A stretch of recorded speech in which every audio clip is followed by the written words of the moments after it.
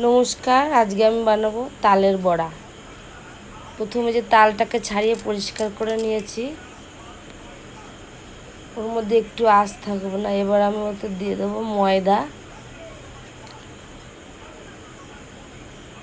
দিয়ে দেবো সুজি পরিমাণ মতন, দিয়ে দেবো 1 বাটি নারকেল কুড়ে নিয়েছিলাম নারকেলটা। এবার দেবো খানিকটা মৌরি, এবারে দেবো চিনি, পরিমাণ মতো চিনি দিয়ে দিলাম। এবারে আমার মা এটাকে সুন্দর করে মেখে দেবে। মাখাটা যত ভালো হবে বড়াটা খেতেও টেস্ট ততটাই ভালো হবে। দেবে একটুখানি নুন, নুনটা দিলে মিষ্টি আর নুন তার ব্যালেন্সটা খুব সুন্দর আসবে।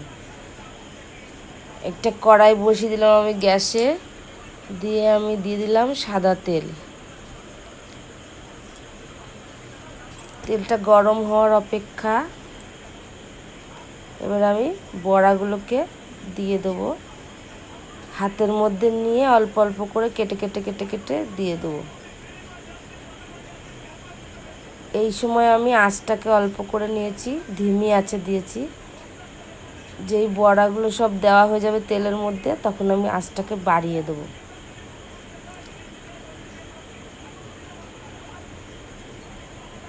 এই পিঠটা বড়ার এক পাশ যেই ভালো করে একটু লাল লাল হবে,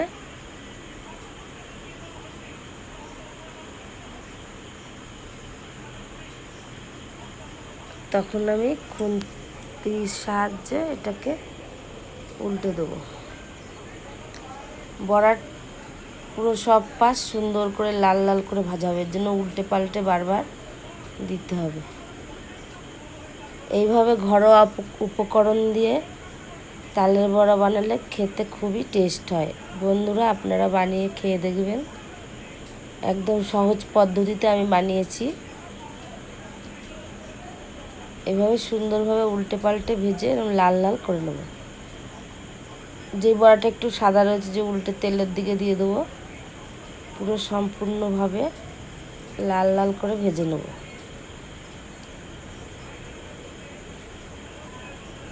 বারবার নাড়া দিলে বড়াগুলো চারিপাশ সমান ভাজা হবে এবং ভিতরেও সুন্দর ভাজা হবে।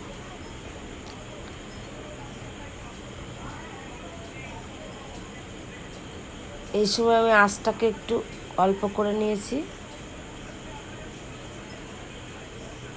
আমার বড়া অলমোস্ট তৈরি হয়ে গেছে। এবার আমি তুলে নেব।